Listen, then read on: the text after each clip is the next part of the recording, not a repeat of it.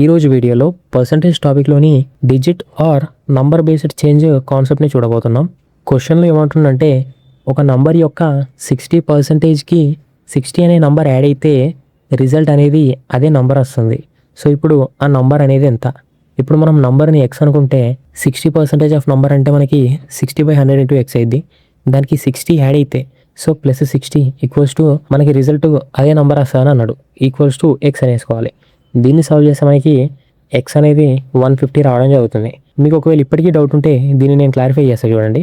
క్వశ్చన్లో ఏమన్నాడు, ఒక నంబర్ యొక్క 60%, ఆ నంబర్ ఎంత వచ్చింది మనకి 150 వచ్చింది. సో 150 యొక్క 60% అంటే మనకి 60/100 ఇంటూ 150, దానికి 60 యాడ్ చేయాలన్నాడు. So plus 60 equals to answer అనేది అదే నెంబర్ వస్తాను అన్నాడు కాబట్టి మనం ఇక్కడ కూడా 150 వేసుకోవాలి. సో దీన్ని సాల్వ్ చేస్తే మనకి 90 వస్తుంది. 90 + 60 అనేది మళ్ళీ మనకి 150 రావడం జరుగుతుంది. ఈ క్వశ్చన్లో ఏమడుగుతుందంటే ఒక 2 డిజిట్ నంబర్ ఉంది. ఆ 2 డిజిట్ నంబర్లో టెన్స్ ప్లేస్లో ఉన్న నంబర్ ఉంటుంది కదా, అది వన్స్ ప్లేస్లో ఉన్న నంబర్ కన్నా 20% ఎక్కువ. అండ్ ఇంకో విషయం ఏంటంటే ఆ నంబర్ని ఒకవేళ రివర్స్ చేసినట్టయితే అది ఒరిజినల్ నంబర్ కన్నా 9 తక్కువ ఉంటుంది. సో ఇప్పుడు ఒరిజినల్ నంబర్ అనేది ఎంత?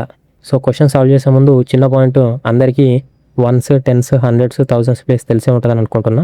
సో క్వశ్చన్ చూసుకుంటే 2 డిజిట్ నెంబర్ అనేది కాబట్టి మనం XY అని రాసుకోవాలి. ఇక్కడ క్వశ్చన్లో ఏమి ఇచ్చిండు, టెన్స్ డిజిట్. ఇక్కడ వన్స్ డిజిట్లో మనకి Y ఉంది, టెన్స్ డిజిట్లో మనకి X ఉంది. టెన్స్ డిజిట్లో ఉన్న నెంబరు వన్స్ డిజిట్ కన్నా 20% ఎక్కువ అన్నాడు.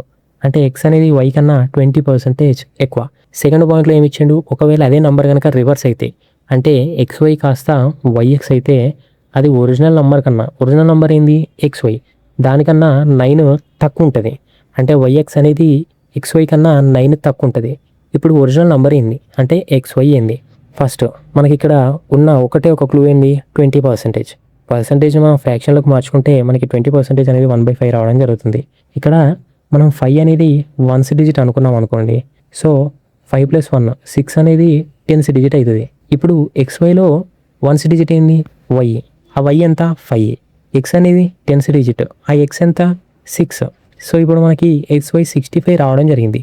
సెకండ్ పాయింట్ ఏమని చెప్పిండు, అదే నంబర్ని రివర్స్ చేస్తే అది ఒరిజినల్ నెంబర్ కన్నా 9 తక్కువ ఉండాలని అన్నాడు. సో XYని మనం YX చేస్తే 65 కాస్త 56 అయింది. ఇప్పుడు 56 అనేది 65 కన్నా 9 తక్కువనా కదా. సో 65లోకి వెళ్ళి మనం 9 తీసేస్తే మనకు వచ్చేది 56 కాబట్టి ఇది వెరిఫై అయినట్టే. ఇప్పుడు మనం క్వశ్చన్లో మనకి ఒరిజినల్ నెంబర్ అడిగింది కాబట్టి ఒరిజినల్ నెంబర్ అనేది XY.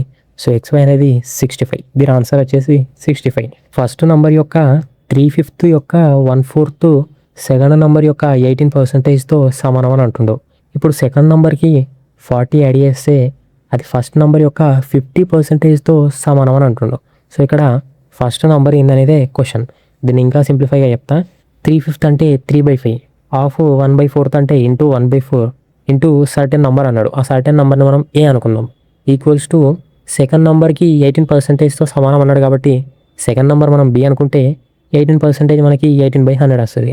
సో ఇక్కడ దీన్ని సాల్వ్ చేస్తే మనకి 3/20 A ఈక్వల్స్ టు 18/100. దీన్ని ఇంకా సింప్లిఫై చేస్తే మనకి A/1 ఈక్వల్స్ టు 6B/5 వస్తుంది. అంటే మనకి A/B అనేది 6/5 వస్తుంది. ఇది పాయింట్ నెంబర్ 1. ఇప్పుడు సెకండ్ పాయింట్లో ఏమన్నాడు, సెకండ్ నెంబర్కి 40 యాడ్ చేస్తే అది ఫస్ట్ నెంబర్కి 50%తో సమానం అన్నాడు. సెకండ్ నెంబర్ ఏంది B, దానికి 40 యాడ్ చేయాలి అంటే 40 + B. ఫస్ట్ నెంబర్కి 50% అన్నాడు కాబట్టి 50% 50/100 ఇంటూ ఫస్ట్ నెంబర్ A. దీన్ని సాల్వ్ చేస్తే మనకి 40 + B ప్లేస్లో మనం ఫస్ట్ పాయింట్ యొక్క ఏ వాల్యూని సబ్స్టిట్యూట్ చేస్తే B అనేది 5A/6 రావడం జరుగుతుంది. Equals to 50/100 into A. దీన్ని ఇలానే కొంచెం సింప్లిఫై చేస్తే మనకి A అనేది -120 రావడం జరుగుతుంది. ఈ క్వశ్చన్ చూడండి, ఒక 3 డిజిట్ నెంబర్ ఉంది. అందులో హండ్రెడ్స్ డిజిట్ ప్లేస్లో ఉన్న నంబరు వన్స్ డిజిట్లో ఉన్న నంబర్ కన్నా 25% తక్కువ. ఇదే కాకుండా టెన్స్ డిజిట్లో ఉన్న నంబరు హండ్రెడ్స్ డిజిట్స్ మరియు వన్స్ డిజిట్లో ఉన్న నంబర్తో సమానం. ఇప్పుడు ఆ 3 నంబర్స్ యొక్క సమ్ అనేది 14 అయినట్టయితే ఆ వచ్చిన నంబర్ యొక్క 20% డిక్రిమెంట్ వాల్యూ ఎంత అనేదే క్వశ్చన్. ఇప్పుడు మనం దీన్ని సాల్వ్ చేస్తే మనకి సెకండ్ పాయింట్లో చూసుకుంటే Y అనేది X + Z రెండు కలిసి ఎంత వస్తుందో అంత Y వాల్యూ. ఇది పాయింట్ నెంబర్ 2. ఇప్పుడు మనకి ఇచ్చిన థర్డ్ పాయింట్ నుండి చూసుకుంటే మనకి XYZ అనేది 14తో సమానం అని అన్నాడు అక్కడ. ఇప్పుడు మనం 2ని 3లో సబ్స్టిట్యూట్ చేస్తే మనకి Y + Y ఈక్వల్స్ టు 14 వస్తుంది.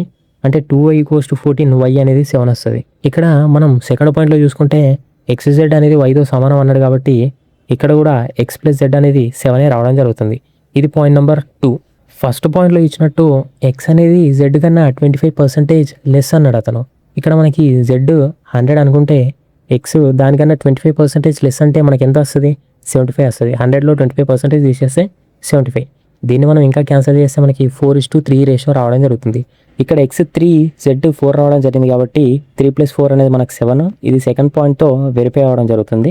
సో ఇప్పుడు కంప్లీట్ నెంబర్ తీసుకుంటే మనకి ఎక్స్ అనేది 3, వై అనేది 7, జెడ్ అనేది 4, కంప్లీట్గా 374 రావడం జరుగుతుంది. మన క్వశ్చన్లో ఏం అడగడం జరిగిందంటే వచ్చిన నెంబర్కి 20% రెడ్యూస్డ్ వాల్యూ అడిగింది కాబట్టి 374 ఇంటూ 20% రెడ్యూస్డ్ అంటే 80/100. దీన్ని సాల్వ్ చేస్తే మనకు వచ్చే వాల్యూ 299.2. రెండు పాజిటివ్ నెంబర్స్ ఉన్నాయి ఎక్స్ అండ్ వై. ఇందులో ఎక్స్ అనే నెంబర్ 20% ఇంక్రీజ్ అయితే అది మూడో నెంబర్ అయిన జెడ్ స్క్వేర్తో సమానం అవుతుంది. అదే వై అనే నెంబర్ 36% డిక్రీజ్ అయితే అది మూడో నెంబర్ అయిన జెడ్ స్క్వేర్తో సమానం అవుతుంది. ఇక్కడ XY యొక్క సమ్ అనేది 1205 రావడం జరిగింది. జెడ్ యొక్క వాల్యూ ఎంత అనేది క్వశ్చన్. ఎక్స్ అనే నెంబర్ 20% ఇంక్రీజ్ అయితే జెడ్ స్క్వేర్తో సమానం అన్నాడు కాబట్టి ఎక్స్ ఇంటూ 120/100 = జెడ్ స్క్వేర్ వేసుకుంటే మనకి ఎక్స్ అనేది 5z²/6 వస్తుంది. సెకండ్ పాయింట్ బట్టి వై అనేది 36% డిక్రీజ్ అయితే జెడ్ స్క్వేర్తో సమానం అన్నాడు కాబట్టి దీన్ని సాల్వ్ చేస్తే మనకి వై అనేది 25z²/16 వస్తుంది. థర్డ్ పాయింట్ వచ్చేసి XY యొక్క అడిషన్ మనకి 1205 అన్నాడు కాబట్టి ఎక్స్ యొక్క వాల్యూ 5z²/6, వై యొక్క వాల్యూ 25z²/16 = 1205.